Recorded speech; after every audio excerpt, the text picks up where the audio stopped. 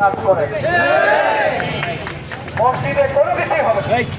আমরা যা কিছু করব মসজিদের বাইরে, আমরা মসজিদের কমিটি করব, আলাদা করে বসবো, বসে সবার সাথে কথা বলবো, কথা বলে সজ্জন ব্যক্তি, সবার কাছে গ্রহণযোগ্য ব্যক্তি, সভাপতি সেক্রেটারি থেকে শুরু করে সবাইকে, আমি নিজে এই মুহূর্তে সভাপতি আছি, কিন্তু আমার সভাপতি থাকার কোনো ইচ্ছে নাই। আমি আপনাদেরকে বলছি, আমি চাচ্ছি যে এখানে একটা সবার কাছে গ্রহণযোগ্য একটা কমিটি আমরা এখানে করে দিই।